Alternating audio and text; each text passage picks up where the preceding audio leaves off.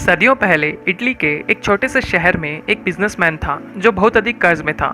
उसका बैंकर जो एक बूढ़ा सा व्यक्ति था उस बिजनेसमैन की सुंदर सी बेटी से शादी करने की इच्छा रखता था। बैंकर ने बिजनेसमैन के उस कर्ज को माफ करने के लिए एक सौदा करने का फैसला किया, लेकिन उसकी एक कंडीशन थी। बिजनेसमैन को कर्ज मुक्त होने के लिए अपनी बेटी की शादी बैंकर से करानी होगी।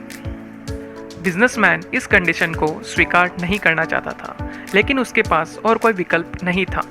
बैंकर ने कहा कि वह दो छोटे पत्थरों को एक थैले में डालेगा, उनमें से एक सफ़ेद और दूसरा काला होगा, और उसकी बेटी को आंख बंद करके उस बैग में से एक पत्थर को चुनना होगा।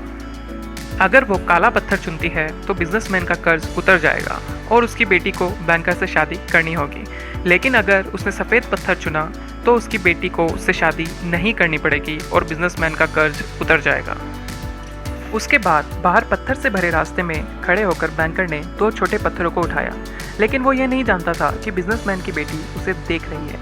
और उसने देखा कि बैंकर ने दो काले पत्थर उठाए और बैग में रख दिए। जब बेटी का बैग से पत्थर चुनने का समय आया तो उसे लगा कि उसके पास तीन रास्ते हैं।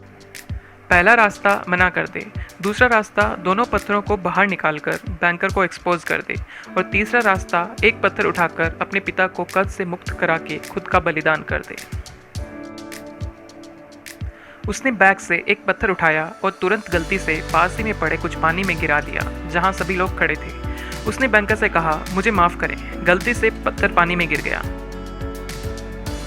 फिर उसने कहा, अगर हम बैग में देखें कि वहाँ किस रंग का पत्थर है तो आपको पता चल जाएगा कि मैंने किस रंग का पत्थर चुना था।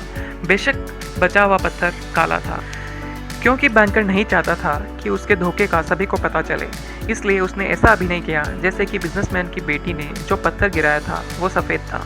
उसने बिजनेसमैन का कर्ज माफ़ कर दिया और बेटी को भी उस बैंकर से शादी नहीं करनी पड़ी।